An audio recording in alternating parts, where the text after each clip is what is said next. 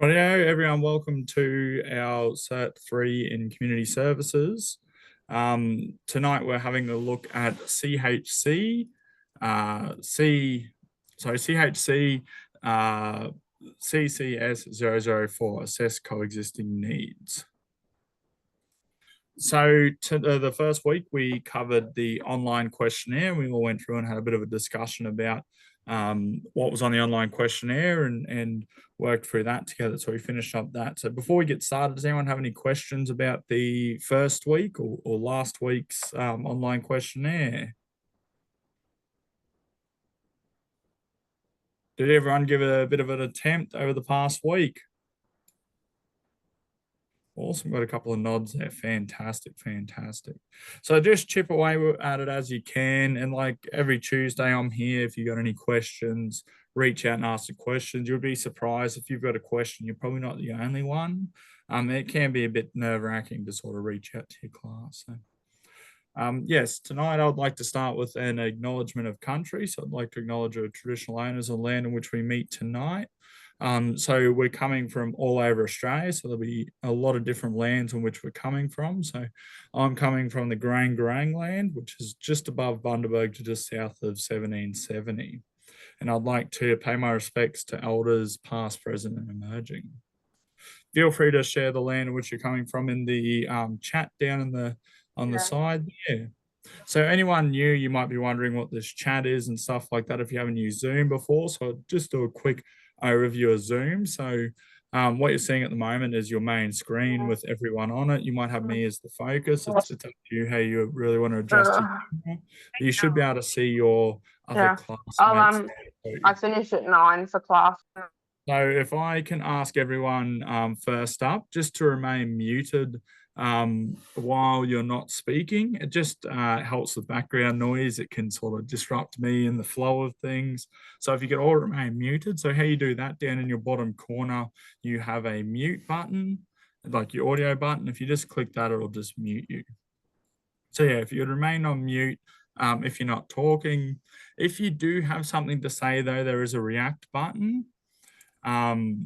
Down in your on the bottom there. Mine is the symbol of a heart. It might be different on your screen. If you do have a question, try not just to yell it out. I know it can be tempting sometimes, but make sure you raise your hand like this, just using that react button.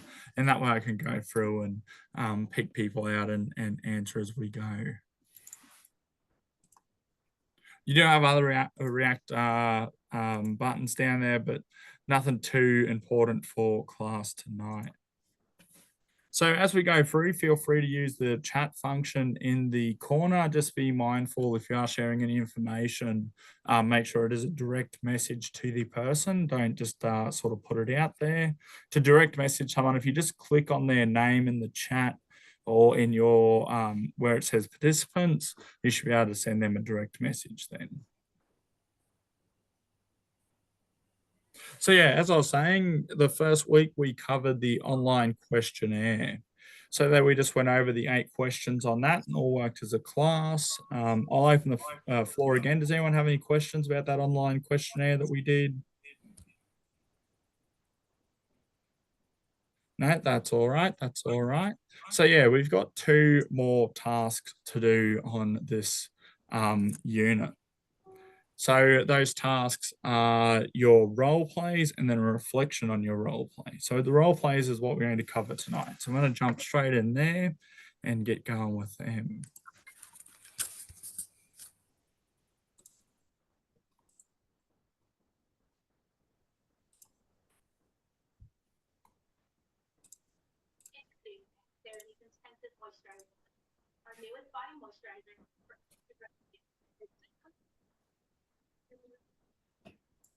Sorry, the computer's running a bit slow and steady tonight.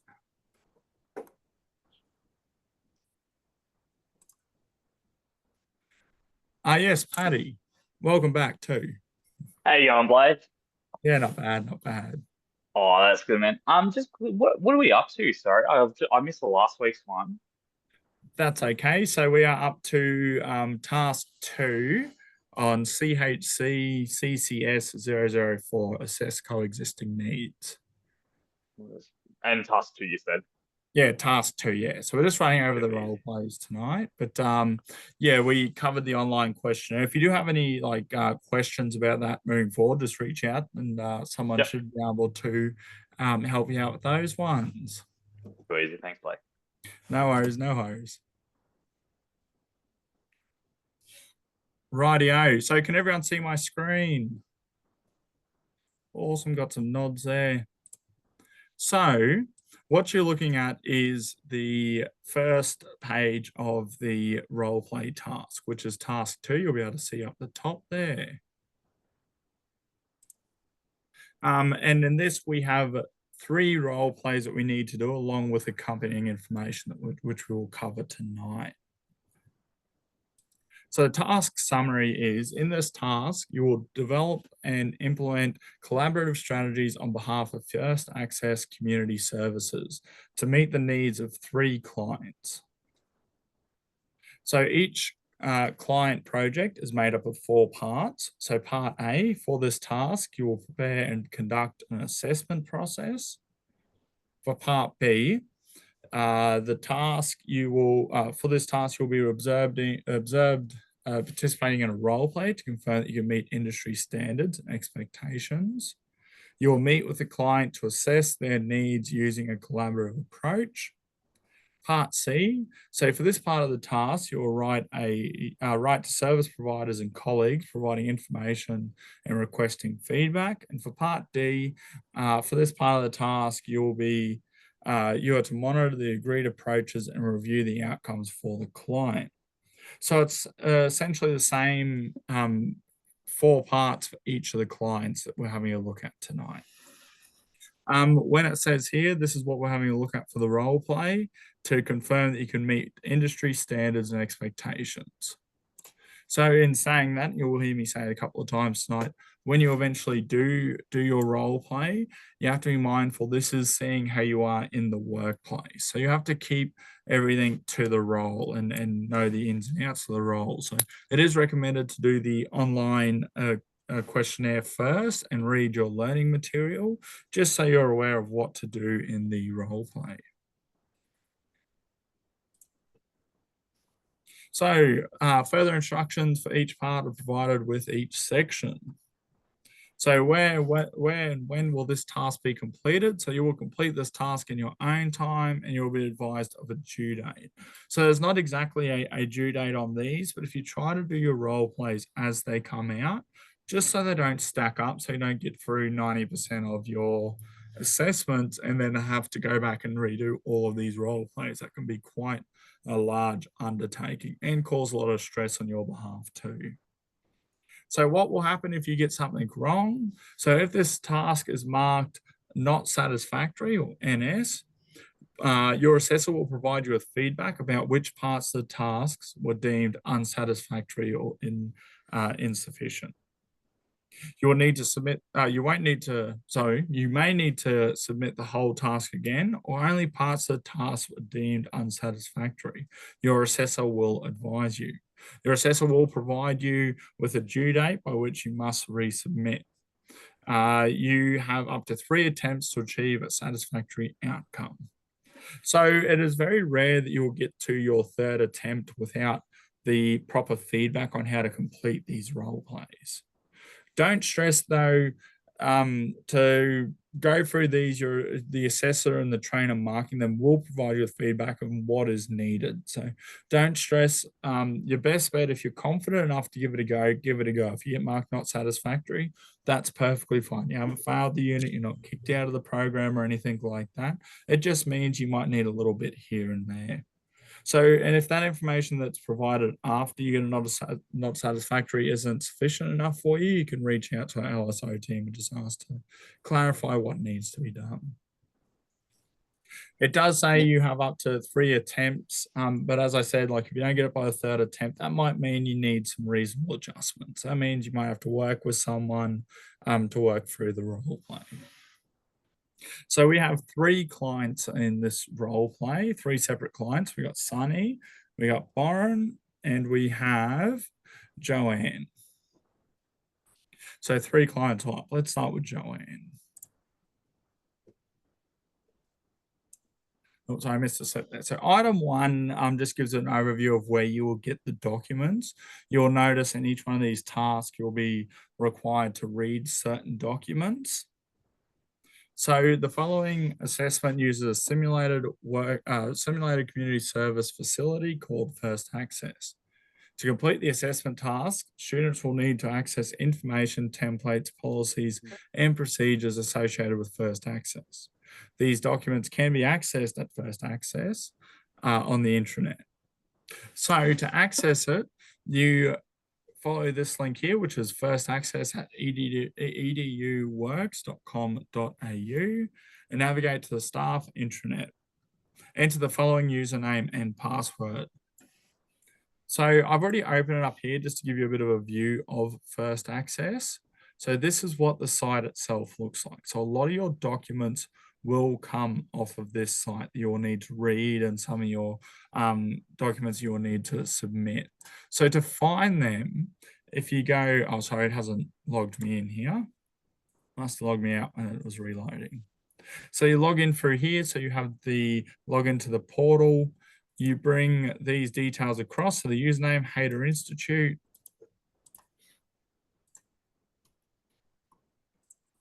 And the password, Hayter123456.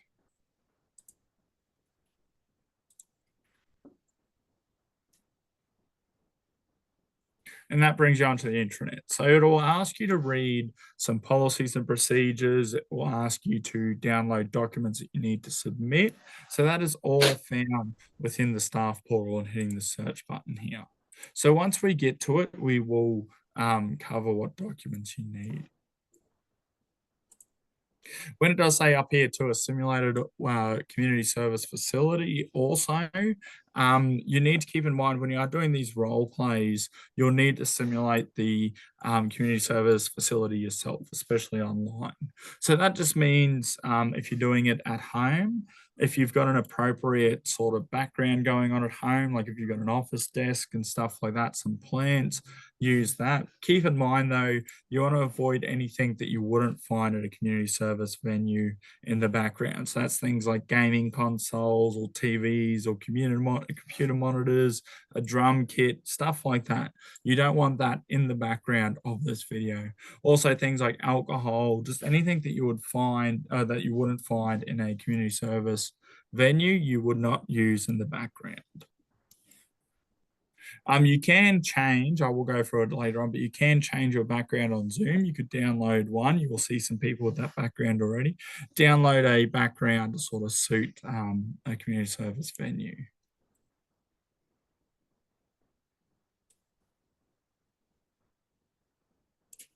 Maggie's just asked if we can video edit, can we stitch a video together? That's a good question, Maggie. I'm not entirely sure off the top of my head. Your safest bet is just the raw recording, just the recording that you've done, just so there's no editing in the background. I'm not entirely sure on that though, but I can chase that up and get back to you on it.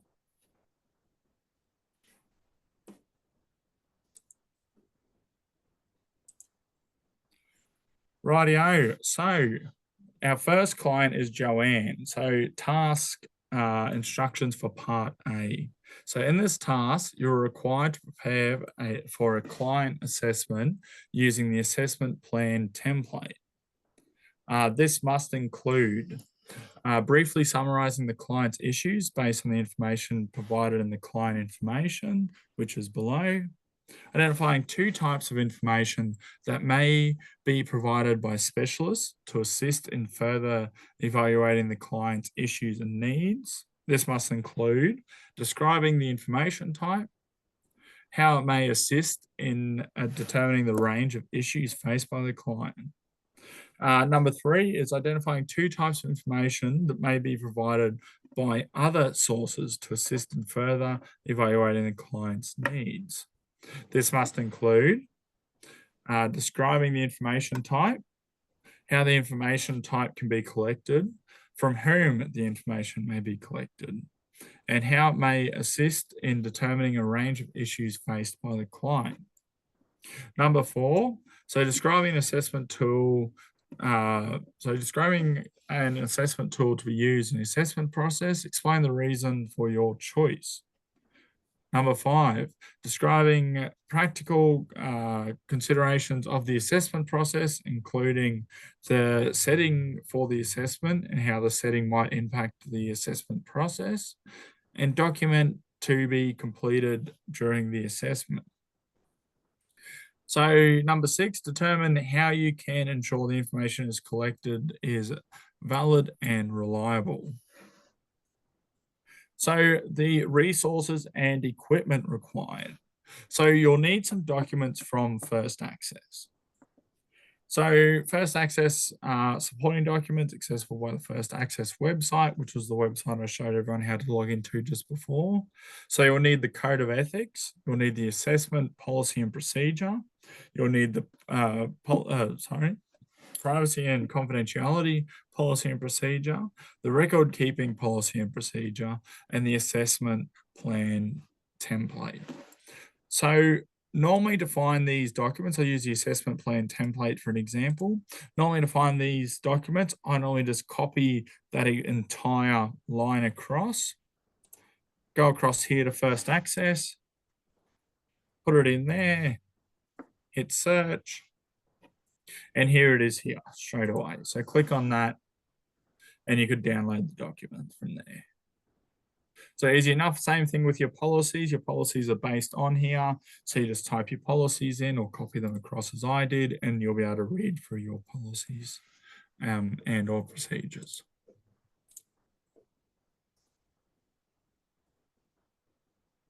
Thanks for letting me know that, Ricky. I will have a look into that and pass that up.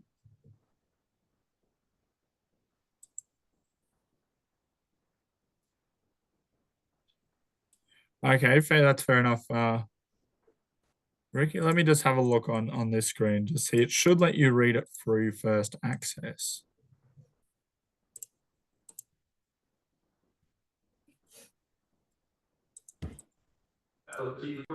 If you do find any of these issues while you're working through this unit, please do reach out to our LSO team and they should be able to help you out from there with any particular issues like that.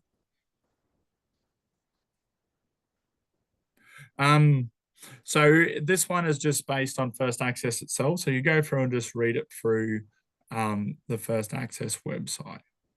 So I'm not going to go through and read it through to everyone because we will be here all night just reading policies and procedures. So I'll leave this part of the assessment up to you to give a read.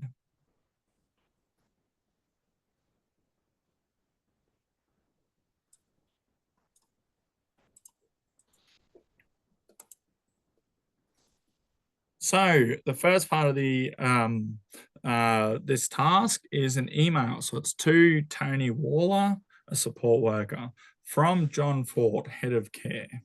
The subject is assess Joanne's coexisting needs.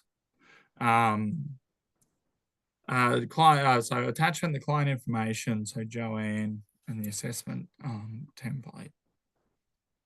So it goes, good morning, Tori. I would like you to please meet with Joanne to assess her coexisting needs before undertaking the assessment. Can you please complete the assessment template attached?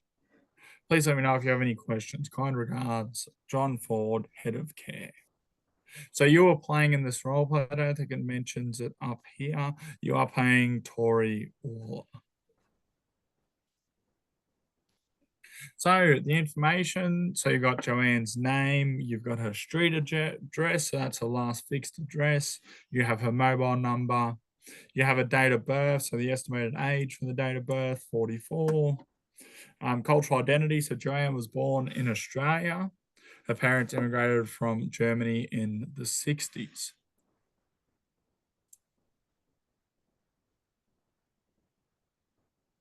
So Tina just asked, when we do our role plays, can we both read off scripts we have prepared? It's not recommended, Tina, because it just makes the role play not feel as authentic. You can practice your scripts beforehand, and you'll notice when we do get through to the role play part that there will be a script for the person playing the client. But yeah, it's not recommended to read off scripts because it does make it feel stiff. And just think when you are actually in the workplace performing one of these tasks, you won't have a script there. Does that make sense and clear it up for you? Yeah, so you can practice your script and stuff like that, but it is not recommended because it is, as it said, it is meant to see how you perform to industry standards and what specifications in the workplace. It is good to help sort of your help boost confidence and stuff like that. But yeah, if the role play does sound too scripted, you will get a non-satisfactory on it. So it can't be too stiff. It has to feel authentic. As it does say, it is assessing you within the industry.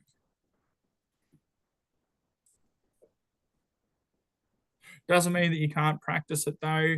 But yeah, just think like it's an average work day. This is a part of your job. You've done these before. The information provided through these and discussing in class will help a lot with those also.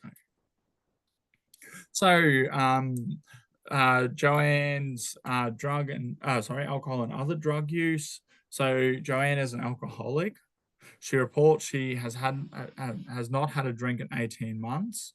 She also has a history of drug use, so ice and prescription painkillers. Although reports she no longer uses either. Occasionally uses cannabis. Mental health, so possible trauma related issues as a result of violence experienced while homeless. Joanne's mother was schizophrenic, and last she heard her sister had not been diagnosed with schizophrenia.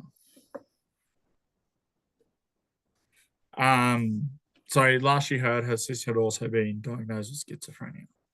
So physical health, so Joanne is underweight and has an affected looking rash on her abdomen. Her teeth are badly discolored and she complains of them causing her pain. So her family and her personal network, so Joanne's parents are deceased. She had 2 older brothers, but both are deceased, motor vehicle accident and cancer. She has a younger sister, but has no contact with her. Last Joanne heard was she was living in rural New South Wales. Joanne has 1 child, Ellie, which is 4, who is living in foster care. Joanne has minimal contact with her. Ellie's father's whereabouts are unknown. Income. Joanne is unemployed and has no money.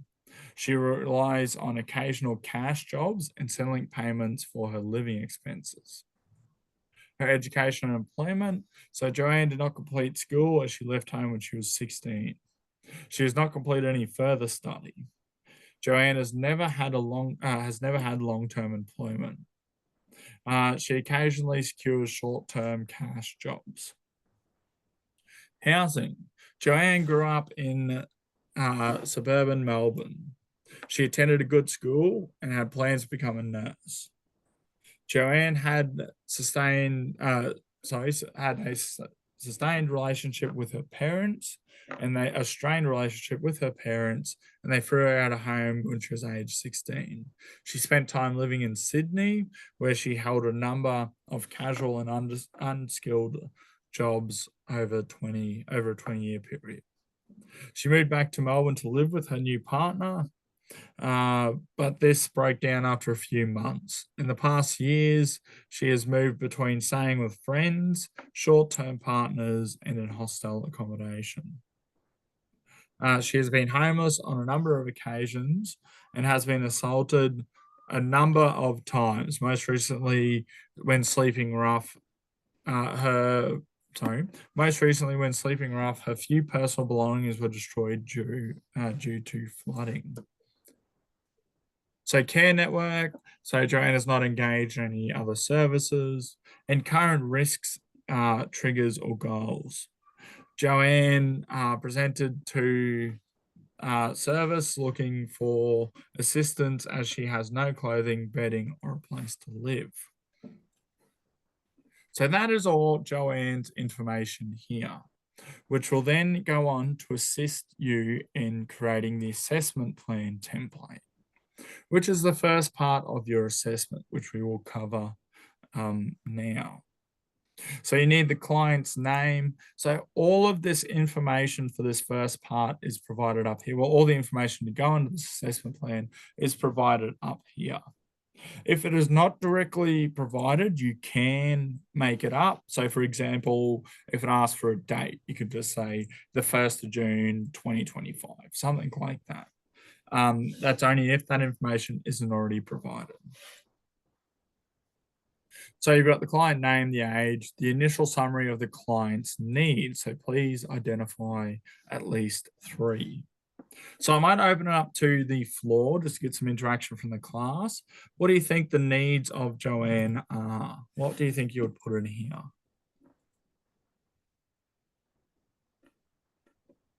You can either use the chat or you can raise your hand.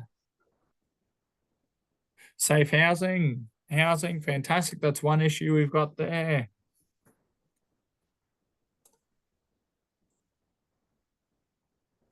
Thanks, Aileen. Ricky has put in there in line with Maslow's hierarchy of needs: food, safety, security, and shelter and housing, income support, clothing and bedding, employment. Fantastic. So we've got everything in there now. So that's the client's needs there. So information can be provided by specialists that help to understand a range of the client's needs. So information type 1, so that may be, for example, her housing situation. So you might send her to a housing service. So how can it help determine issues? So that can get her into either temporary housing or stuff like that, a women's shelter. Information type 2. So information that can be provided by others that help to understand a range of the client's information. So go through and filter. So this is a bit of research that you'll have to do yourself to find out how you can assist Joanne. Assessment tools and processes. So the assessment tools and processes used, so you've had a conversation with Joanne. You might also do a risk assessment with her. It's up to you. Add as much information in there as possible. The more information, the better. So explain your choices. So for example, if you have to do a risk assessment with Joanne to determine how she's living, you might need to explain this is necessary to see if Joanne is safe, to see if the staff is safe interacting with Joanne, so on and so forth. So practical considerations for assessment, so setting to be used.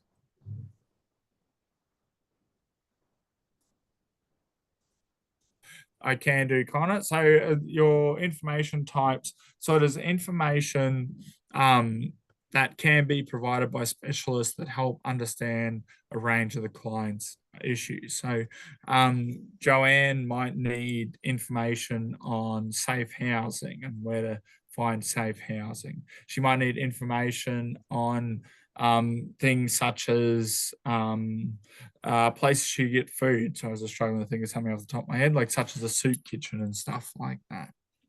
She might need also information on where it is safe for her to stay between going into temporary housing. Does that make sense, Connor?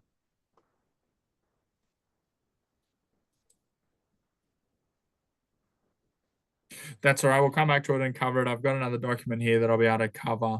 And it also help once we'll clear it up a bit too, once we go through the role play instructions too of what Joanne needs and what Joanne is saying. So information that can be provided by others that help arrange the client's issues, same thing. Where are we up to? So the practical considerations for assessment. So this is like the setting to be used. So is it going to take place at first access, like your theoretical community service setting? How the setting impacts the process. So if you use somewhere like first access, it's a secure room, stuff like that. but Joanne might be embarrassed on entering first access, if that makes sense. It could be a setting such as a library. Then again, like that's a more open space. So documentation to be completed during the assessment. So that's like your sharing of information, your privacy and confidentiality and stuff like that. It is all covered up here. It states, so I have to scroll right up. It'll all be covered up here in like your assessment policy and procedure, your privacy and confidentiality policy and procedure, your record keeping policy and procedure, stuff like that. So that will help you answer this entire document here. So yeah, how will the documents be stored? It will state in your policy and procedures. So stored in a secure location under Joanne's file. Documents can be stored for up to 6 years, whatever it says in your policy and procedure. Describe how you ensure the information is valid and reliable.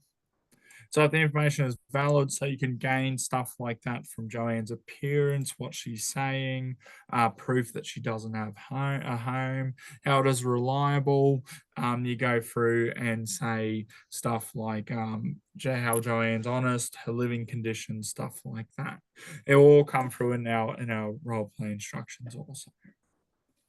So that is your assessment tool, but a lot of your information for that will also come from your assessment policy and procedure and how to fill that out here on first access. So that is part one, task A, part A for Joanne. And don't worry, we have another couple of tasks to get through for Joanne. So let's keep going. Has anyone got any more questions or would like to delve any deeper into anything before we move on?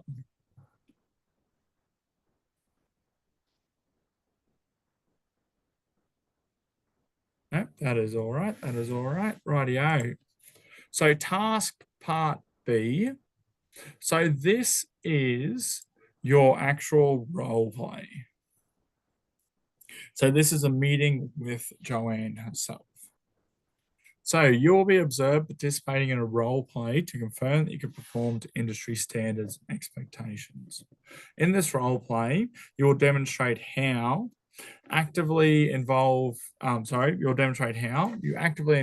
client to understand and participate in the assessment process during the provision of information and support, collaborate with the client to identify and prioritize issues, obtain the client's consent to conduct an assessment, to collect and disclose information for the purpose of service referral. So you will play the role of Tori Waller, a support worker at First Access. Your assessor or another student or co-worker will play the role of Joanne. So you can use another student or a co-worker or family or friends, stuff like that. It doesn't say that it needs to be assessor-led. Some assessments, we haven't come across them in a couple of weeks. Some assessments do say that it needs an assessor present. So it is an assessor-led role play. This is not one of them. So you can use, if you are using another student, then you can use Zoom. If you're using your assessor, if you have the chance to access a assessor, which is very rare unless it is assessor-led or a co-worker, you need to make sure everything's fully recorded. So I'll explain shortly sort of the rules around recording and stuff like that for when you do take these role plays on. But if it is with a family and friend, you're in the same room, make sure on your camera you are positioned so you're facing each other on the camera, stuff like that. If they are jumping on via Zoom, then make sure that both parties can be seen on Zoom. If you are reaching out to classmates for this role play also, if you've got like 5 or 6 classmates there and they all need to do this assessment, only 2 people need to be on screen at a time. So everyone else will have to have their camera off. So we'll cover the role play instructions shortly. So it asks us to provide the role play instructions to the person playing the role of Joanne. So you must complete the consent to collect and share information form while speaking with Joanne during the role play. So you can see this will be a part of the resources you need that we'll get up to. I've pre-downloaded it, so we'll cover that together as a class momentarily. Ensure you have a copy of Joanne's assessment plan, refer to it if required. Read through the relevant documents prior to the role play to ensure you understand first access policies and procedures. So the policies and procedures that you'll need are the Code of Ethics, the assessment policy and procedure, Harrison, they are only available at, so Harrison has just asked, is there a way to request an assessor, or are they only available on certain days and times? Depending on the role play, so if it is assessor-led role play, if you use Discord to reach out and let other people know, and use LSO to reach out and let them know that you need an assessor for an assessor-led role play, then you'll be booked in a time and date to do those. With these, though, unless you need something like a reasonable adjustment or extra assistance, which you will have to reach out for yourself, they will allocate an assessor to reach out and do the role play with you. But this one here, you don't need an assessor to do it with you. But yeah, I hope everyone is on the Discord server. You can access that via your Accelerate portal. If you want to do it with your class and don't need an assessor, I know there is also a WhatsApp going around too. Hayter's official recommendation, though, is to use the Discord server. That way assessors do have an eye on what's going on and who needs that help. So your Discord server, it is on your Accelerate portal. So as you log into Accelerate, you'll be able to see it there. You will need to create an account if you use the Discord server. So that's just easy. That's just a username, your username, your own email address, stuff like that. Don't worry, Discord is secure. You don't need to put any other information in. It's just a simple sign up to an account. Once you sign up to that account, though, the link you use via Accelerate will take you directly to the Discord server.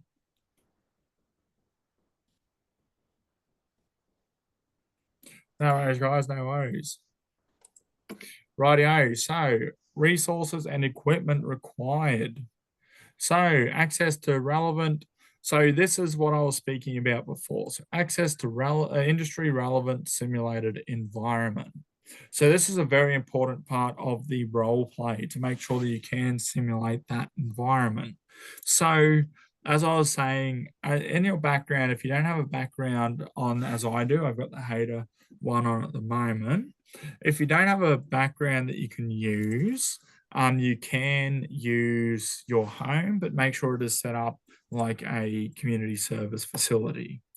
So that's no alcohol, no drum kits, nothing like that in the background. Maybe a desk, maybe a plant, stuff like that. You can also use, I don't know if it'll let me do it here. I might have to show everyone once we jump out of the screen share. You can also use backgrounds via Zoom. You can just go to Google and type, I need a community service setting, or I need a background, a Zoom background that looks like an office, stuff like that. If you have decided to do the assessment, like you're meeting with Joanne in a library, then have your background as a library. But yeah, it can't just be a background of anything. It has to be specific to the industry. So you also need the first access supporting documents, accessible by the first access website. So you'll need the Code of Ethics, the assessment policy and procedure, the privacy and confidentiality policy and procedure, the record keeping policy and procedure, a referral form, which I have a referral form downloaded and ready to go to show everyone, consent to collect and share information form, and assessment record template. So I have all of them downloaded, which I will show everyone shortly. You do not need to print these off.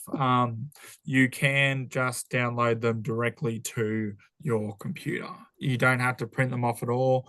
As for the policies and procedures, like I was saying though, here's the one that I've opened up on First Access already. Your policy and procedure is here. You can just keep that open as you do the assessment, sort of open up new ones as you need them in new tabs. But yeah, you don't need to print any of these off. This is all to do on the computer. Also, when you do download them, it is recommended to fill them out on the computer because you do need to upload them to Accelerate. But yeah, no printing at all, guys. That is your personal preference. If you find it easier to read things that are printed, but yeah, I recommend it.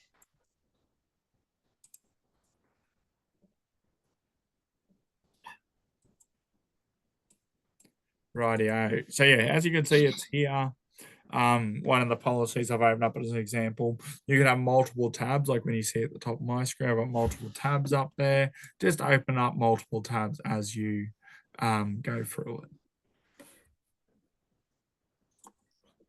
Right, back to the assessment. So if you're being assessed online, you will need access to the following. So a computer, a tablet or a phone, the internet, and a video conferencing software such as WebEx. And access to one person, so a student, co-worker, or assessor to play the role of Joanne. So the scenario. So Joanne is a 44-year-old woman with a history of alcoholism and drug use. Joanne is currently homeless and appears to be in poor physical health and has come to First Access with no belongings looking for assistance. You will assume the role of Tori Waller, a support worker for First Access. You have received an email regarding Joanne from your supervisor, the head of care, John Ford. You have reviewed Joanne's client's information and prepared an assessment plan, and you are aware that Joanne has multiple interconnecting issues that she will need support for. So here's the original, here's the email from your supervisor. So it goes, "Good afternoon, Tori. Thank you for sending me the assessment plan for Joanne. Can I please ask you to now go ahead and complete the assessment for Joanne? Please undertake the assessment using collaborative approach and ensure Joanne is aware of her rights and responsibilities. Once you and Joanne have identified her needs and preferences, please arrange for a relevant referral. Please complete the following documents. So consent to collect and share information, the assessment record, and referral to one service option identified." If you have any questions, please reach out. So that is the email. That is the task that your supervisor has set you up. So when you are out on the field, you will get these quite frequently, asking you to go over these with the instructions. Keep an eye too for later on during the assessment. You're asked to write an email. Keep an eye on how this is formatted just to give you a bit of a hand in putting this email together, putting your own email together. So this is what you're being marked on during the role play. So this is the key stuff to keep note of. And if you need to run for a practice run or anything like that, you're welcome to. But this is the stuff that the assessor is looking for during your role play. So you need to explain your role in the assessment process. So I just got to... There are currently role play recordings that are about. I don't know the exact link off the top of my head, Harrison, but I can gather them for you and send them through. But there are example role play videos for you. I think you can also access them through Discord. I know they were uploaded to Discord a while ago, but yes, there are just instructional videos, not exactly for, they are on Discord. Thanks for that, Craig. And it is in YouTube. Thanks for that too, Ian. It won't be for this role play exactly, but it will give you an example of what you need to do in a role play. So during the, so you'll need to explain your role in the assessment process, outline the assessment process to be completed, explain Joanne's legal and ethical rights, including privacy and confidentiality, duty of care and informed consent. So that all that information that you will need to explain to Joanne comes from your policies and procedures on first access. So obtain Joanne's permission to undertake the assessment, actively involve Joanne in identifying her own needs and priorities, discuss and analyze Joanne's issues and how they relate to each other, determine urgent needs and eligibility for services, discuss first access's services and other options that might meet Joanne's needs, identify service options and delivery using the strength-based perspective, discuss anything that you might that might risk the success of delivery, answer any questions that Joanne has about the service delivery, support Joanne and to self-advocate for access to services, explain the referral process and confirm that Joanne is happy for you to make a referral, document the assessment outcomes and actions on the assessment records, make a referral for one of the service options identified. So your submission requirements, so this is what you have to submit for this part of the assessment, and that is the consent to collect and share information form, the assessment record, the referral to one service option identified, and a video recording of your role play in an MP4 format no greater than 10 minutes in duration. So keep in mind that is sort of your time limit for your recording, 10 minutes.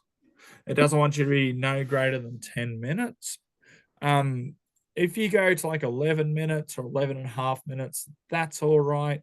Try not to push it any further than that. All this can be done within the 10 minutes. You will find when you are doing this role play, it is not getting to the 10-minute mark that is the problem. It is trying to stay under the 10-minute mark. So it sounds like a lot when you put it there, but when you're in the moment, and other people can contest to this, when you're in the moment doing these role plays, that time flies. So let's go through some of the documents that you need to submit. So I'll stop sharing for a moment. I haven't lost anyone yet. You haven't gotten sick of me drooling on yet. It is a lot when you go through these role plays, and a bit later on when we do go into our breakout rooms for the last hour, it'll be able to give you a bit more clarity as you talk to your classmates and stuff like that.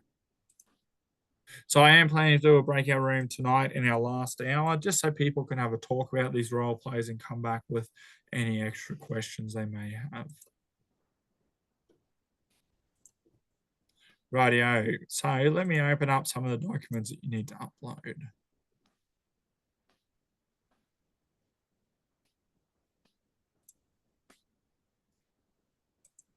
So the first one we will have a look at is the consent form. So consent to collect and share information. So this is something you will need to go through and complete with Joanne. Can everyone see my screen?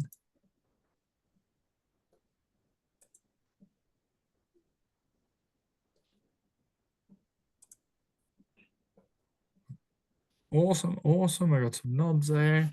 So complete this form to record freely given informed consumer consent to share their information with a specific agency or specific purpose for a specific purpose.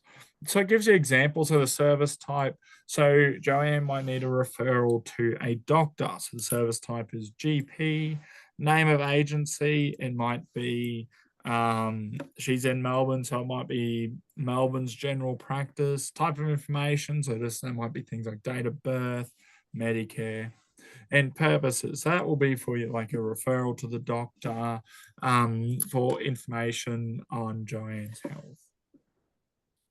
Section 2, so record of consent, select method, so it'll either be written consent. So written consent will be, you'll go through this with Joanne, she will add her number there, she'll add a name there, a signature, and the date.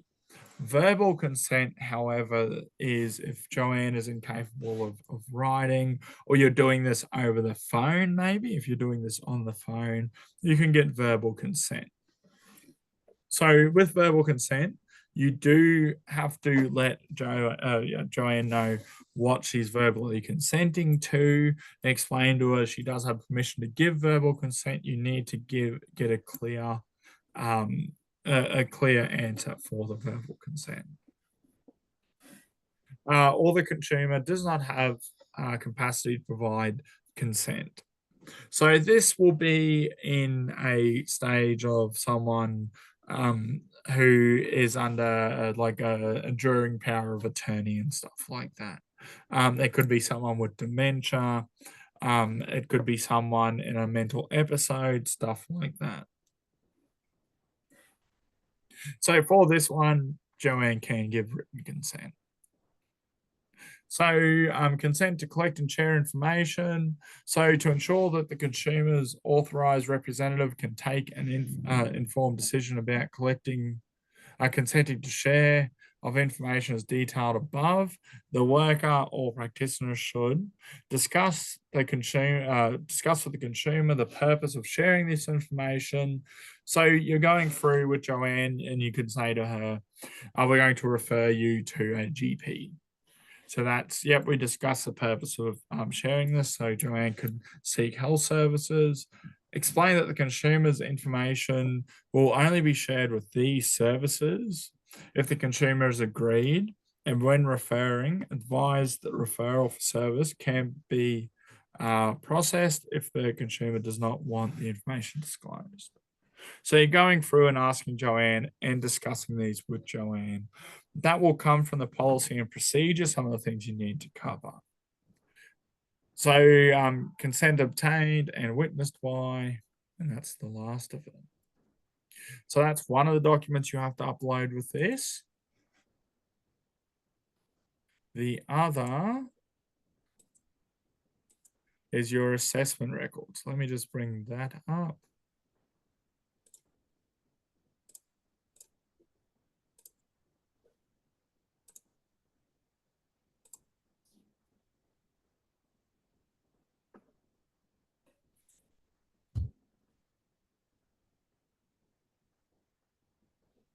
So your assessment record. So you need the client name, the plan, the date plan development, the summary of needs, the date developed of the plan.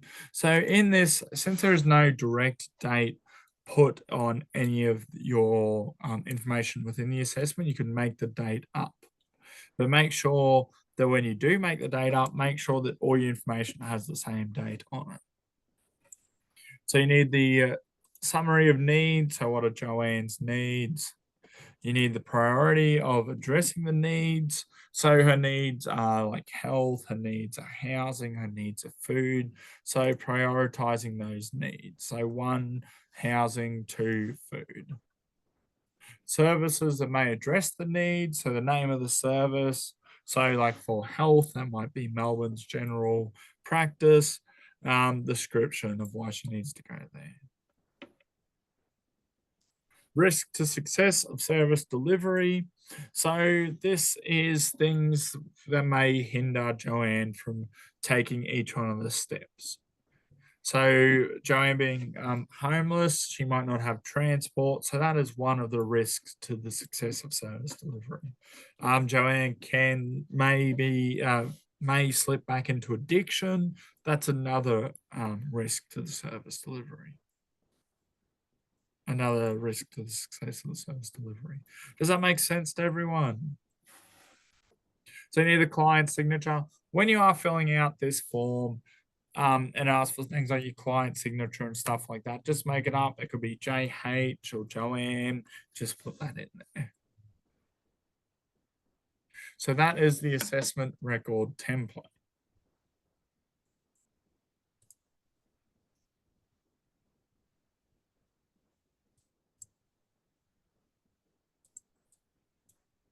And lucky last, our referral form.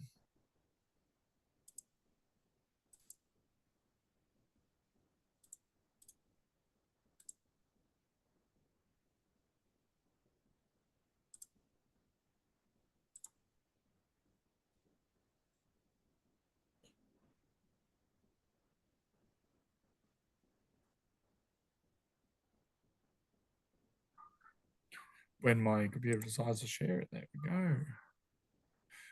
Yes, Tina, you are filling this in during the role play. If you are having trouble sort of going through, you can take notes throughout the role play of the information and then go back and fill it out from there. So you're not sort of furiously typing during the role play itself. When you are one-on-one with a client, you will be filling these forms out with the client. It is a bit tricky in these simulated environments. If you want to take notes for it all, that's perfectly fine. So the referral form. So you need first name, family name, address, contact, stuff like that all comes from the information provided. So referral information, so details of the client's needs, problems, and concerns. So that could be that Joanne has a bad rash. She's currently homeless. She best needs to see a doctor to assist her with the rash. Move forward. Joanne can seek this service in order to find stable temporary housing. Stuff like that. So you're just going through. It only asks you for one service referral, so it's up to you which one you choose. Though I would pick the one of highest needs. So what treatment has been implemented to date? So none currently. It's the start of Joanne's journey. Reason for referral. So going through, so Joanne presented herself at first access. Give a bit of brief information there. Other notes, if you could think of anything else, put it in the other notes part. As I say all the time though, it is better to have more information than less information. So referral details, first name, last name. So this is all for you to fill in here. So relationship to client, that is support worker too, for example.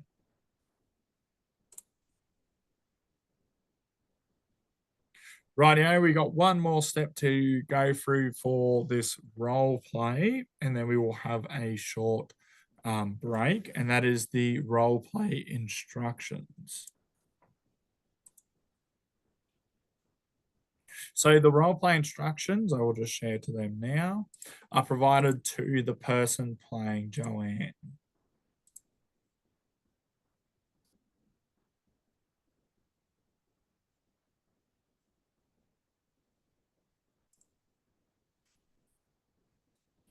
Can everyone see my screen? Awesome. Rightio. So the role is Joanne, so the client, so played by a student, played by an assessor, a fellow student, or a co-worker. Provide a copy of the Part A submission to the client and script for this role play. So Joanne is a 44-year-old woman with a history of drug and alcohol abuse. Joanne is lethargic and displays low energy. She is to make minimal eye contact and display little enthusiasm. She should answer any questions asked and engage in discussion, but with minimal effort. Joanne is advised that she does not have any, is to advise that she does not have any family or friends. She falls into relationships for convenience of having somewhere to stay, but always seems to make bad choices when it comes to men. Joanne says she is clean and determined to stay away from alcohol and drugs, and she wants to find a job, stable housing, and to sort her issues. Joanne feels she is a good worker and is not afraid of hard work. She thinks she'd be good in retail or something to do with animals. When asked about her needs and priorities, she knows she needs to sort out housing and her health, but she doesn't know where to start. She is to say she is sick of her life and feels scared for her safety. She's tired of that feeling. She is to say she really wants to sort out her teeth as they could cause her pain and they make her feel like drinking again to numb the pain. When discussing how her issues relate to one another, she started drinking and taking drugs after her parents threw her out. She was very scared of her mum's violent mood swings and used to avoid going home. This made her mum very angry. She is to worry that she also has some of her mum's mental health issues as she suffers from pretty wild mood swings herself. She thinks her teeth are bad because she couldn't look after them properly when homeless. When discussing strengths, she feels she is a good worker and is not afraid of hard work. She thinks she'd be good in a retail job or something to do with animals. When discussing services, she is to advise that she doesn't want to get involved in any kind of residential support. She doesn't want to be watched 24/7. So that's to keep a note when you do the role play of the service that you may refer her to. She'd prefer something that isn't aligned with any sort of church. She does not trust them. She has a good GP that would like her to keep, that she would like to keep seeing. She really needs help to get her teeth sorted out, as this issue causes her to want to use. Sorry, she needs to get her teeth sorted out, as this is the issue that causes her to want to use the most of, needs a referral for that. She wants the most, so she needs a referral to that. She would appreciate a referral of some sort for crisis accommodation services. So this is the information to fill out the referral template. When discussing risks, she is to say that she feels her temper is a risk to success, as she tends to distrust people and gets angry easily. She feels if she is around people who drink or take drugs, i.e. group counselling setting, she will be tempted to start again.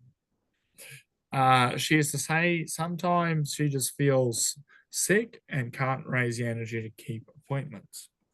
Joanne should ask any or all the following questions about service delivery. Can I choose not to take part? Can I choose which services I am referred to? And if I don't like the service provider, what if I don't like the service provider? Joanne should give consent to be referred to a service option outline. They are the role play instructions.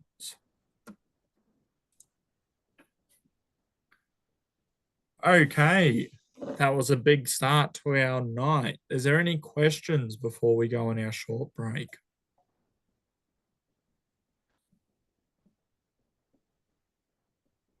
No, I'll take the silence as no, so I'll stop the recording now.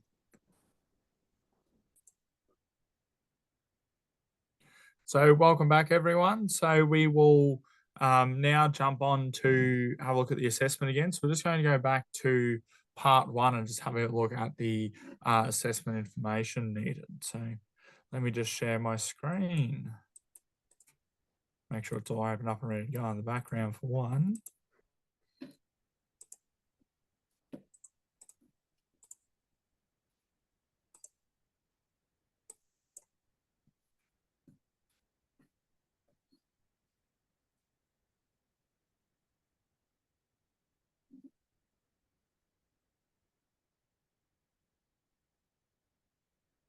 There we go. Can everyone see my screen? Fantastic. So having a look at the assessment template. So this assessment template is before you meet with Joanne. So this is where you're going to meet with her, how you're going to meet with her, stuff like that. So with the information that can be provided by specialists that help understand the client's range of issues. So remember going back up here and going through Joanne's issues here. She has issues with her teeth. She has issues with housing. She has issues with her health. She has a child, stuff like that. So the information that can be provided by specialists that may help to understand the range of clients' issues will be stuff like for her teeth, for example, that's revealed in the next part. This is just your first assessment of the issue with the information that you have. So the information type, you might reach out for information type on housing. What's her housing situation? So the information type might be the housing department or housing specialist, stuff like that. How to determine, how can it help determining these issues? And that will be to help her into homes, to assist her that way. Does that make sense? Does that help out? So yeah, you're just putting in the information that you may need to provide Joanne with your first meeting. So this document here in the workplace is your first meeting. This is before your first meeting with Joanne. So you've just received this information from your supervisor in your case file notes, and you're doing an assessment about your first meeting before you meet her. So it's the information that you're picking up from here and adding in there and where she might need help. So information that can be provided by others that can help understand the range of a client's issues. So information type 1 might be, for example, the risks that Joanne presents. So how can it be collected? So from staff that have dealt with her, stuff like that, from whom, supervisors, friends, how can it be determined? How can this help determining the issue? So I could get an understanding of how Joanne is going to interact with you within the first meeting. So this document is essentially for yours and Joanne's safety, if that makes sense, that you've got it documented with how you're going to meet with Joanne, what you're going to discuss. Does that help out? Does that clarify it a bit? Is it repeating that information? Like it's asking information type 1, type 2 at the top, and then it asks type 1 and 2 again. Is that implying that you're using the same information type, or is that new information, but a different number 1 of separate information? That's correct, yes. Yeah, so number 1 is provided by specialists, so what specialists can help, and provided by others to help understand the range of clients' issues. So this will be for like health and housing. This will be like situational, if that makes better sense.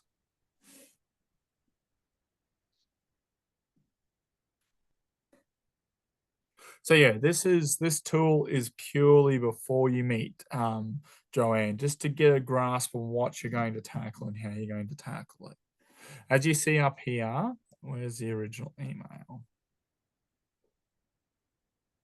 So the email here that your manager said, I would like you to meet with Joanne to assess her coexisting needs.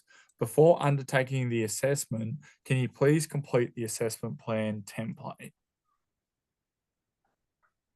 So yeah, this is before the meeting. So all that information, you will have to do research yourself on places that can help with stuff like that.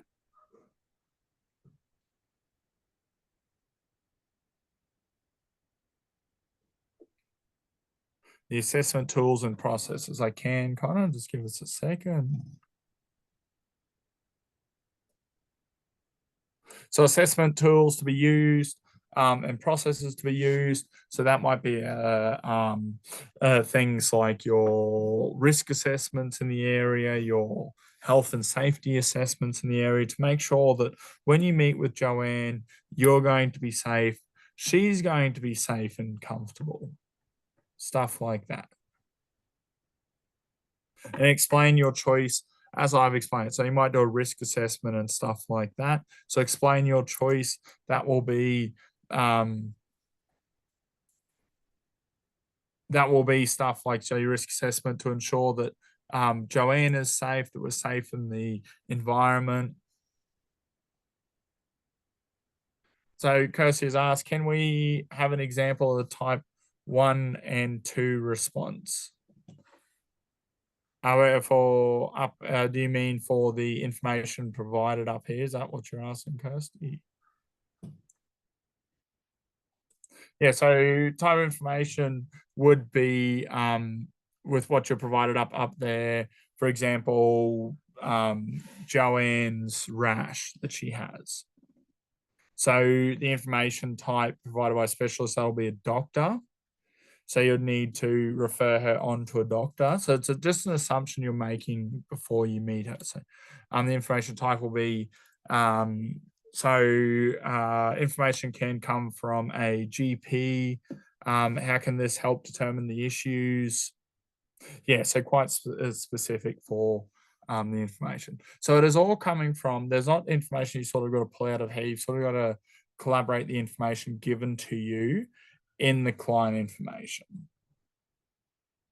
So this is before you make any contact with Joanne at all. So this is, for example, the systems that we use in my workplace, we have a file on each one of the people that access our services, and we've got case notes. So case notes tell us about the person, the interactions they've had with our service, and then we've got other parts where it's their information specific to the services they're accessing. So before myself meet someone to deliver services, we've got to assess what they need and some of the special requirements they might need. For example, some of the assessment tools used and stuff like that might be is the environment safe for disabilities, of disability access and stuff like that, for a different client, that is.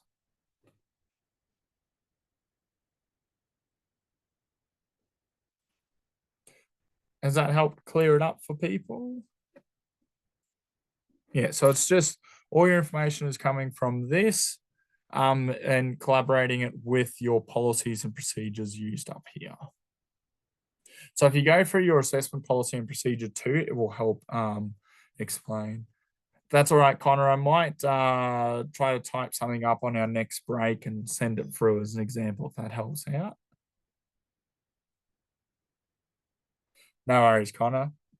It can be a bit tricky looking at it through this, but as you read through your policies and procedures and the information, it will start becoming clearer. All good. Yeah, I could do that on our next break then. That's okay. Or even when we're doing our breakout rooms in the last hour, I'll type something up and send it through.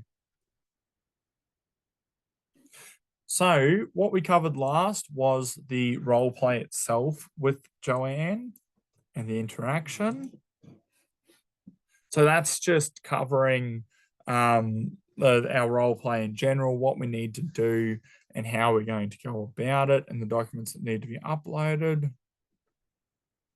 So just covering again, just for this part where it says during the role play, your assessor will be looking to see if you can explain your role in the assessment process, outline the assessment process to be completed, explain Joanne's legal and ethical rights, including privacy and confidentiality, duty of care, and informed consent, obtain Joanne's permission to undertake the assessment, and actively involve Joanne in identifying her own needs and priorities, discuss and analyze Joanne's issues and how they could relate to each other, determine urgent needs and eligibility for services, discuss first access's services and other options that might meet Joanne's needs, identify service options and delivery using strength-based perspective, discuss anything that might risk the success of delivery, answer any questions that Joanne has about service delivery,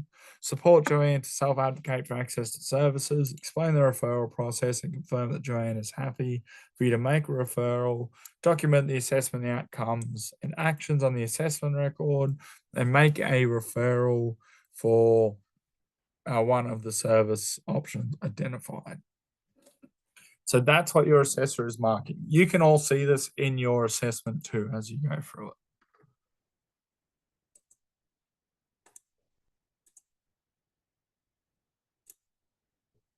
Rightio.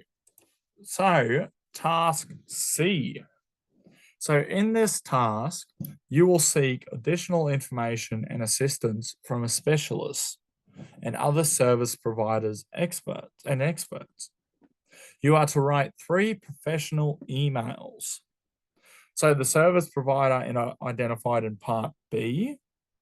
So that'll be whoever you choose in part B. So it might be for Joanne's teeth, as she states that's her most pressing priority. You might think there is another one. Joanne's GP, Dr. Elaine Burke, and two of your first access colleagues, Henry and Octavia. So this must include meeting and consent. This must include meeting consent and confidentiality requirements, seeking input on the issues Joanne is experiencing, and outline and seeking feedback on the assessment process completed. So resources and equipment needed. So you need Joanne's client information, which should be, that'll be in the task A.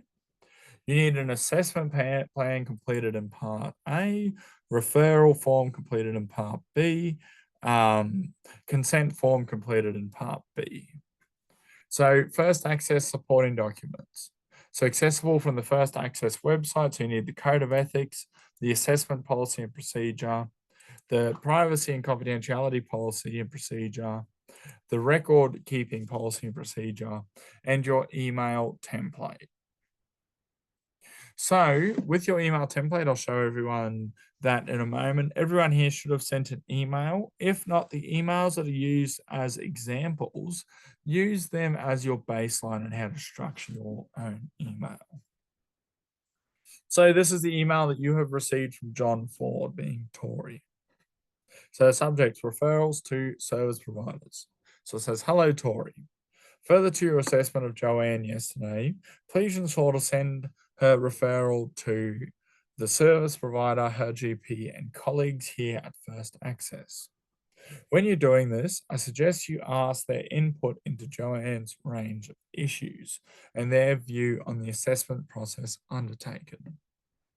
Please also let me know how I can help you to assess the client's needs. So that was the email from John Ford. If you follow this structure to the email when you do your own emails. So your email to your service provider. So that'll be what Joanne chose. That might be her teeth. That might be a housing assessment. So you type in the subject and go, hi, I'm reaching out for information about Joanne and a referral, so on and so forth. Information on what should go into the email will be covered in, it's not there, sorry, I thought that would be an email policy and procedure. But you're sending her referral through, so explaining the situation, the reason for referral, stuff like that. As I say, the more information, the better. But keep in mind the emails that have been passed forward from John so far. You don't need an extreme amount of information in it. The more the better without overdoing it. Same thing, email to GP, just describing the situation with Joanne, what she needs, what he should be looking at. And then your email to your first access colleagues. So 2 from date and time, because it doesn't state one, just make one up. Make sure they all make sense. They don't put a different date on everything you use. The subject, Joanne's referral. So you just explain to them the process undertaken so far with Joanne, what you've done. So you've done an assessment plan, You've done an assessment template. You've discussed privacy and confidentiality with her and the consent to share information and just some of the details about the process so far undertaken with Joanne. That way, things you'd be doing with this is so you can have sort of more eyes on it so people can focus on it. But also if you're away and stuff like that and Joanne contacts you or the company.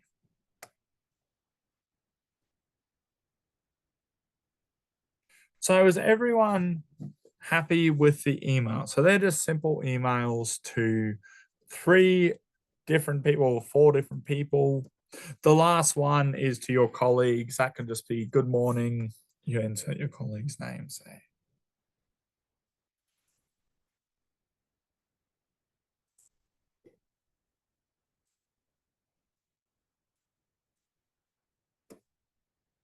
Yeah, essentially, Connor, it's just update them on the information, just explain what's going on so far. So it says up here for your emails to your colleagues.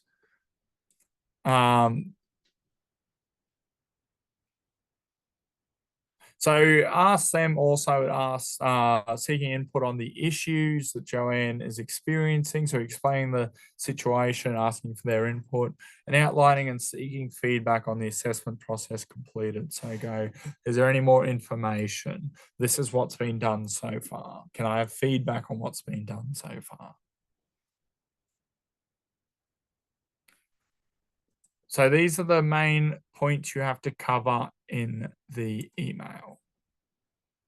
And they go to the service provider identified in Part B, Joanne's GP, and 2 of your first access colleagues. Don't copy and paste each email. You will get a not satisfactory for that. They have to be specific to each person. Rightio, task number 5. So task part D, last part for Joanne. So in this task, you're to review Joanne's progress made over the past 3 months, as outlined in the case notes provided. This must include summarizing Joanne's progress towards addressing needs outlined in Part B, outlining needs and priorities identified in Part B that have not been addressed to date, identifying 2 areas of success to date, identifying 2 areas where further assistance or referrals might be required, and describing how Joanne's notes and other documentations collected will be maintained and stored to meet confidentiality requirements. So resources and equipment required. So Part A and Part B submissions, that's submitting the first 2. Supporting documents, so the case notes template. So I'll go over that in a minute. First access supporting documents, your code of ethics, the ones that we've been going through the entire time. So for each part of these, you don't need to keep going back and rereading these. You can if you want. I'm not going to stop you. But yeah, familiarize yourself, because with all these role plays, we'll use the same policies and procedures. So familiarize yourself quite well with them. So read the email and complete the task that follows. So good morning, Tori. It has now been 3 months since you last met with Joanne. So I feel it's now a good time to follow up. Can you please review information received from Joanne's GP and the crisis accommodation service to date and suggest any changes to service provision? You are to document this on a case note. So we have a couple of we got 2 case notes here. So the first case note is from Dr. Allen. I'm pretty sure it was Elaine last time. Alan Allison. What a name. Date, July 14th. Client name, Joanne. So a full appraisal of Joanne's health has been completed. Joanne is in surprisingly good health, but is deficient in some key vitamins and minerals. Joanne was referred to a dietitian who has helped her to identify foods that she should eat more of. A second appointment was made for Joanne, but she failed to show.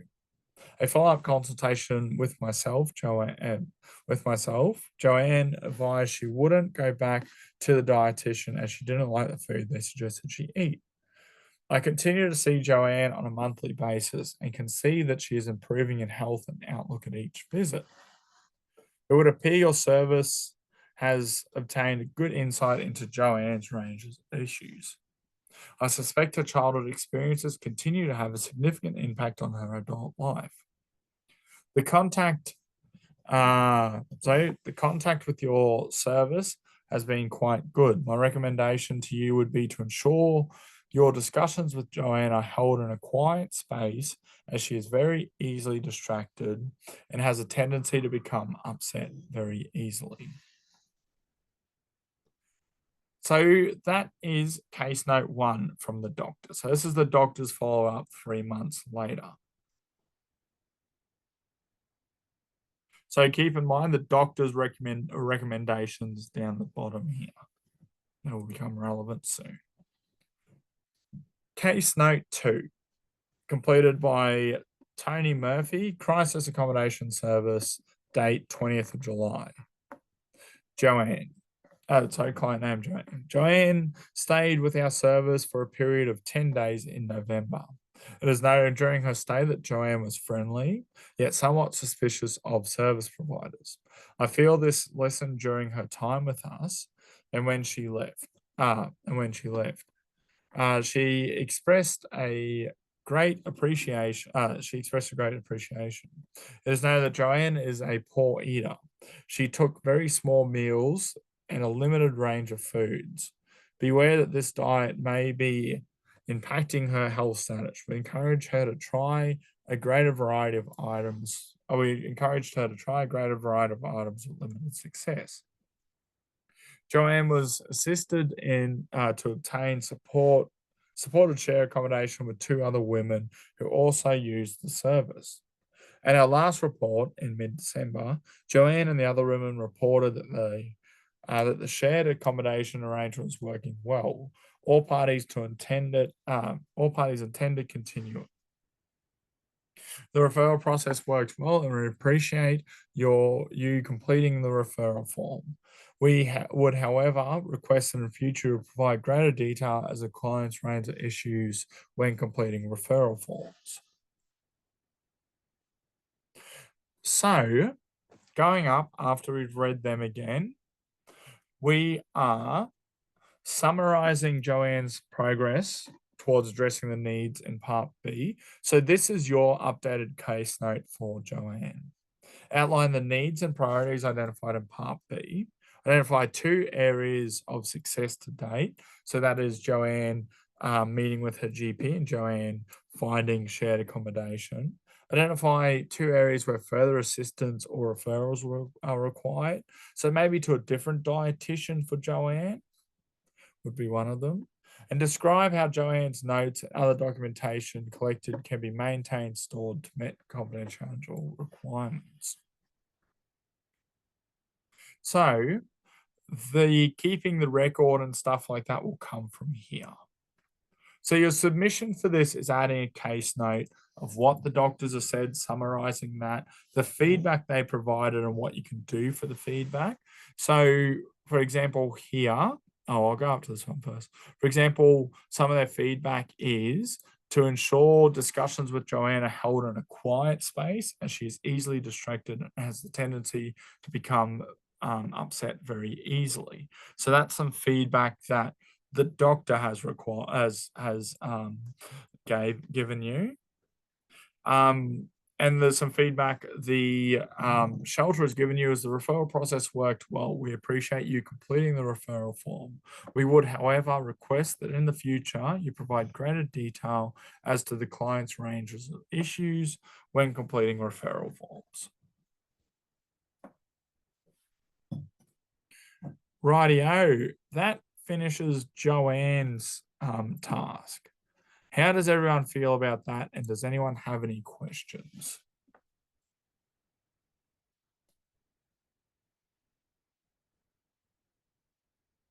It's a big one. Keep in mind, though, we do also have the next week to focus on this, along with our breakout rooms to discuss with the rest of the class. It is very complex, Joanne. I do have some good news though with these role plays is that each one is the same. So just different client, different details.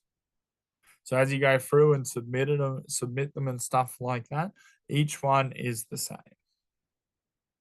We are going over these role plays again next week, Connor. We are going to discuss them again. So don't worry, all the information I've provided with everyone tonight and we discuss could sort of stew for the week, and you could develop questions about it, and like anything that you have trouble with, like over the week, write it down. So when we jump on next week, you could send them through to me and we can cover them pretty much straight away. It is a very complex role play, but by the end of it, you should nail it. Rightio, let's have a look at our next role play.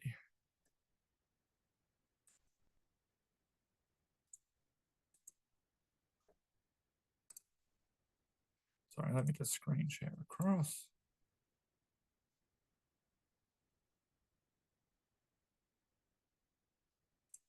I lost it there for a second.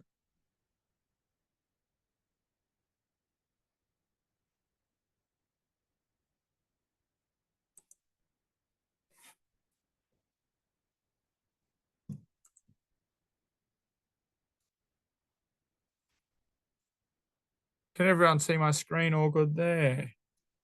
I'll move on to Sunny. So this is item 6 of 13. So we do have another 2 role plays to go. You will find that these will repeat upon themselves, and you'll find that all the same information is needed. The clients will just be different. Rightio. So the task instructions of part A. So in this task, you're required to prepare a client assessment using the assessment plan template. This must include a brief summary of the client's issues based on the information provided in the client information. This is below. Identify 2 types of information provided by specialists to assist in further evaluating the client's issues and needs. These must include describing the information type and how it will assist in determining a range of issues faced by the client.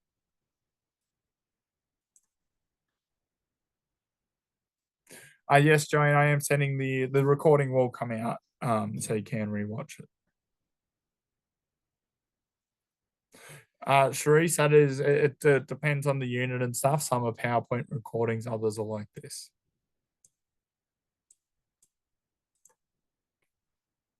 Rightio. So identifying 2 types of information provided by sources to assist in further evaluating the client's needs must include describing the information type, how the information type can be collected, from whom it may be collected, and how to assist in determining a range of issues faced by the client.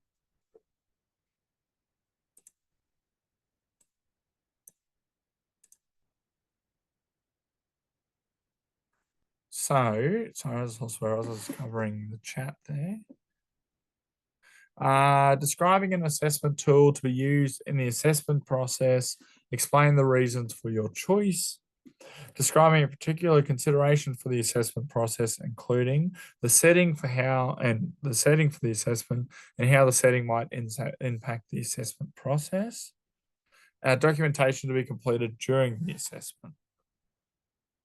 And determine how you can ensure information is collected is valuable and reliable. So you need the same documents as we've covered tonight. So you need your code of ethics, you need your assessment policy and procedure, you need your privacy and confidentiality policy and procedure, you need your record keeping policy and procedure, and your assessment plan template. So you received this email from your manager. So good morning, Tori. I would like you to please meet with Sonny, a 21-year-old man, to assess his coexisting needs. Before undertaking the assessment, can you please complete the assessment plan template attached? Please let me know if you have any queries. So the client information. So this is Sonny DeCruz. So his name, his address, his phone number, his date of birth. So he is 21. So he was born on the 15th of the 10th, 2001. Sonny was born in Australia. Alcohol and drug use. So occasional alcohol intake, cigarette smoker. So mental health. Sonny has been diagnosed with depression. He has a brain injury acquired in a car accident 18 months ago. This affects his short-term memory and cognitive skills and decision making. Sonny has been eating extensively since his accident. This makes him, he says it makes him feel better, but also sometimes he can't remember if he's had a meal or not. So often eats 2 or more lunches or dinners. Before the accident, he had a large social network and played a lot of sports. He was popular and he was a popular and well-known face in the local community. His friends have largely dropped off since the accident, but 1 or 2 stay in touch occasionally. He says he feels very sad about this and misses his friends. It has also been recently discovered that Sonny is self-harming, scratching at his thighs with pens and sharp implements such as dinner forks. His brother Marlo, who is his primary carer, noticed this when helping him shower. He felt some scratches, were angry and infected looking. So, physical health. Sonny is significantly overweight. Marlo estimates that he has gained 40 kg in the last 18 months since his accident. Sonny's legs are badly damaged in the accident and now needs a stick to walk or stand up for any length of time. He is working on his strength and balance. He also walks laps of his backyard every day to try to increase his endurance. Family and personal network. Marlo and Sonny's parents are deceased, leaving them each with a substantial inheritance. Marlo is his primary carer. With help from Marlo's partner, Kat. They all live together in a townhouse in the outer suburbs of Melbourne. Marlo has recently upped his working hours as he and Kat are expecting their first child. Marlo is worried how they will get on when Kat has the baby.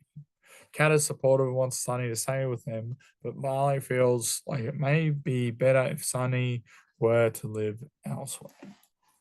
Income. Sonny receives an income from Centrelink. Sonny was at a university studying economics at the time of his accident. He knows he can't study anymore, but would like to try to find a way to fill his days. Housing. Sonny lives with Marlo and Kat in a 3-bedroom townhouse. They all get on well. Sonny hates the idea of having to live elsewhere. The townhouse is well situated, close to shops and public transport. Care network. Sonny received a large range of support services following his accident through NDIS. However, he chose to disengage from the NDIS service provider. He has expressed that he doesn't think his issues constitute a disability, and he doesn't want to take any more from deserving individuals when he can pay for his own care. He's not currently engaged with any other services. Current risks, triggers, and goals. Sonny knows he has memory issues and worries constantly about forgetting appointments. He worries about making a fool of himself in public and is wary of any situation where he might ask for help in public. He recently had a situation where he got lost at a local shop and a shopkeeper had to help him get home. He found this most distressing. So again, you have the assessment plan template. So this is your plan before you meet Sunny. So you've got client name, age, initial summary of client needs. So identify at least 3. So he speaks about them up here. So he needs, first up, he would like to lose weight. So that's one of his needs. He would also like to build strength. So that's another one of his needs. Marlo and Kat are having a baby. So they would like Sunny to live elsewhere. So another need may be housing. So information that may be provided by specialists to help understand a range of the client's issues. So information type 1 might be dietary, so from a dietitian. How can this help determine issues? So it could be could help determine how much weight Sunny could lose. Information type 2 may be like housing again, like assisted living for Sunny. So he's able to live by himself or with others. So information that can be provided by others to help understand a range of clients' issues. So information about living requirements for information 1 there. How was it collected? So from housemates, from whom? It could be it would have to be his brother and his brother's partner. How can they help determine issues? So it could help determine how much assistance Sunny may need if he moves out. Does that make sense? A bit clearer?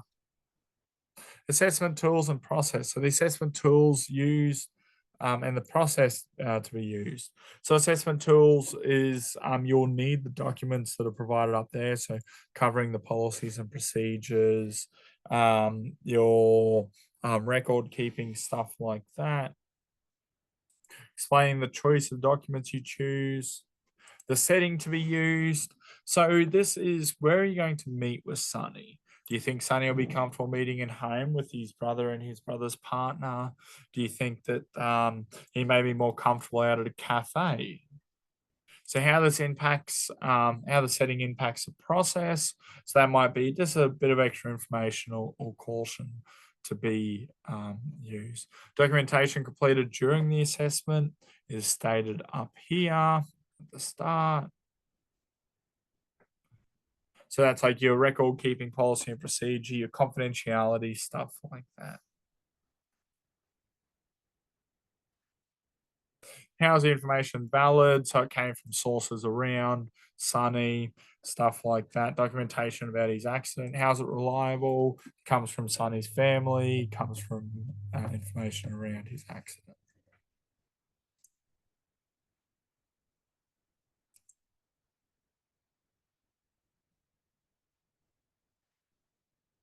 It's right, Connor, during our next break or during our breakout rooms, I might find some information just to make it a bit easier for you.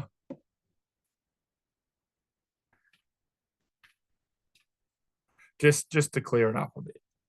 But yeah, to keep in mind, all the information that goes into this document is from a bit of research you have to do and the information provided in his case note.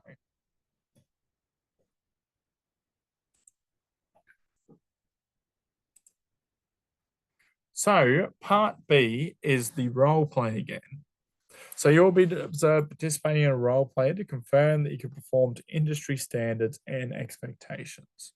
In this role play, you will demonstrate how you actively involve a client to understand and participate in the assessment process through the provisions of information support, collaborate with a client to identify and prioritize issues, obtain the client's consent to conduct an assessment, to collect and disclose information for the purpose of the service referral. So you will play Tony Waller, support worker at First Access. Another student, a co-worker, friend, family member will play the role of Sunny. Please provide the role play instructions of the person playing Sunny. You must complete the consent to collect information form while speaking with Sunny during the role play. The assessment record and referral form can be completed during the role play. completed following the role play. So for whoever asked the question before, do you need to be completing these forms during the role play? There's your answer there. You don't need to be doing it during the role play, but immediately after. So it is recommended to take notes throughout the role play. But when you do record it to submit it, you can go back and rewatch the role play again and fill your forms out from there. So ensure you have a copy of Sunny DeCruz's assessment plan and refer to it if required.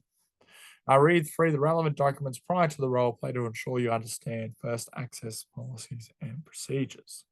So you need the Code of Ethics, the assessment policy and procedure, the policy and confidentiality policy and procedure, and the record keeping policy and procedure. Resources and equipment required, so access to industry relevant simulated environment. So that's when I was saying the background of your video. First access supporting documents. You need the Code of Ethics, the assessment policy and procedure, privacy and confidentiality policy and procedure, record keeping policy and procedure, the referral form, consent to collect and share information, and the assessment record template. So we've already covered those in the previous role play. If you're being assessed online, you will need the access to the following: so computer, tablet, phone, internet, the rest of it. So the scenario. So Sunny is a 21-year-old man who has an acquired brain injury as a result of a motor vehicle accident. This affects his short-term memory, cognitive skills, and decision-making.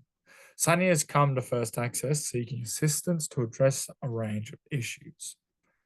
You will assume the role of Tony Waller, a support worker, and you have received an email regarding Sunny from your supervisor, the head of care, John Ford. You will review Sunny's client's notes and prepare an assessment plan and are aware that Sunny has multiple interconnecting issues and he needs support for.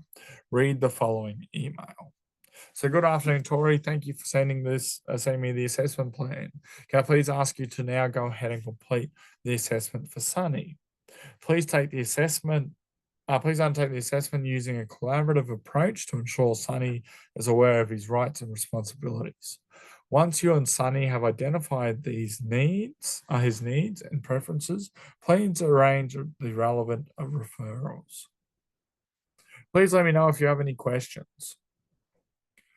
So again, I'll cover these real quick and we'll go through the role play instructions. So during your role play, your assessor will be looking to see that you demonstrate the following. So explain your role in the assessment process, outline the assessment process to be completed, explain Sunny's legal and ethical rights, including privacy and confidentiality, his duty of care and your duty of care, and informed consent. Obtain Sunny's permission to undertake the assessment. Actively involve Sunny in identifying his own needs and priorities. Discuss and analyze Sunny's issues and how they relate to each other. Determine urgent needs and eligibility for services. Discuss First Access's services and other options that might meet Sunny's needs. Identify service options and delivery using strength-based perspectives. Discuss anything that might risk the success of delivery. Answer any questions that Sunny has about service delivery. Support Sunny to self-advocate for access to services. Explain the referral process and confirm that Sunny is happy for you to make a referral. Document the assessment outcomes and actions on the assessment record. Make a referral for one of the service providers identified. So exactly the same as what we went through with Joanne. So we'll go through the role play instructions now, which I've opened here. Can everyone see the role play instructions on their screen? It is all one document, so if you get the role play instructions from one of the links, they are all the same. So you don't have to worry about downloading multiple copies. So client 2 is Sunny. Can be played by assessor, fellow student, or co-worker. So provide a copy of Part A submission, client information, and a script for this role play. Sunny DeCruz, a 21-year-old man with an acquired brain injury and currently self-harming pattern. Sunny is friendly yet reserved. Sunny's brain injury has resulted in short-term memory loss, limited attention span, and problems with reasoning and problem solving. This can be displayed by occasionally not appearing to hear questions, looking out the window and becoming distracted, fiddling with a pen or similar. Sunny provides simple answers to any questions asked. When asked about needs and priorities, he is to say he is excited about Marlo and Kat's baby and hopes he can stay with them when the baby arrives. He wants to get more active and be able to walk around.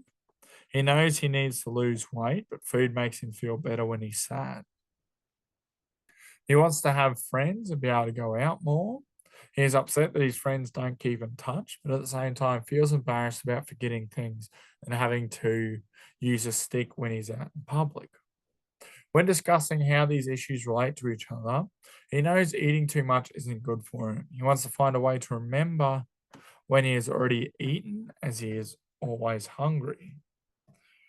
He knows that losing weight will help his mobility. And he thinks that if he can find a way to be able to get around using public transport without getting lost, he will feel happier in himself at being more independent. When discussing strengths, he is friendly and knows a lot about sports. He is determined and he is a good friend.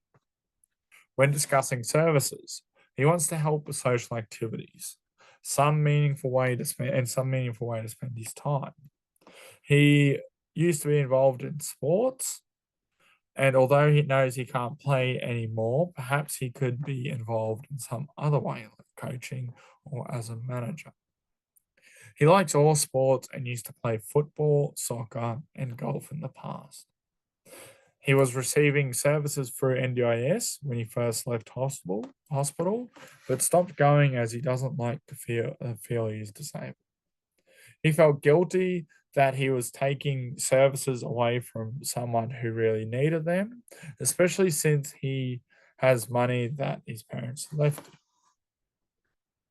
He has a dietitian that is helping him to lose weight and wants to keep seeing them. He would appreciate referral to services that help people with brain injuries to acquire new skills. He stopped going to one at the hospital set him up with as he didn't like the person he was dealing with.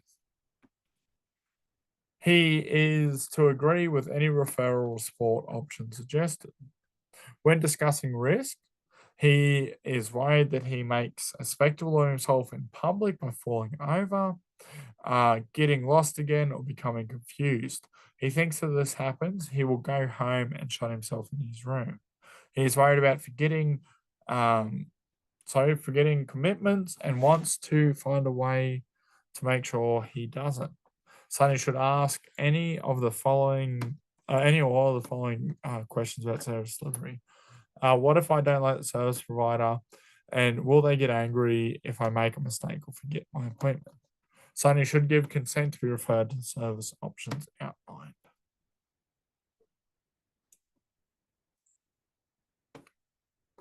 Rightio. How's everyone feel about part A and B to that role play?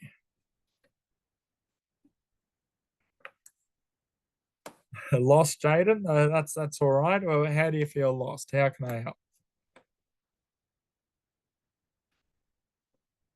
They are big. I think once, which is one of the important parts of our breakout rooms, once we all get together and do a bit of a mock role play of these, it might become a bit clearer.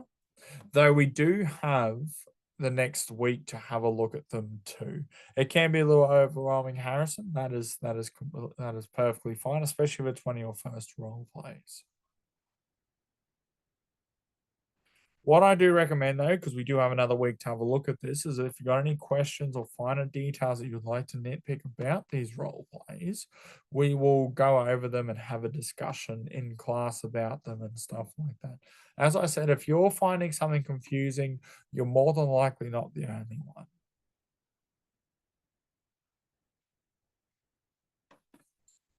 That's all right. Thanks for joining us. someone's just leaving us for the night.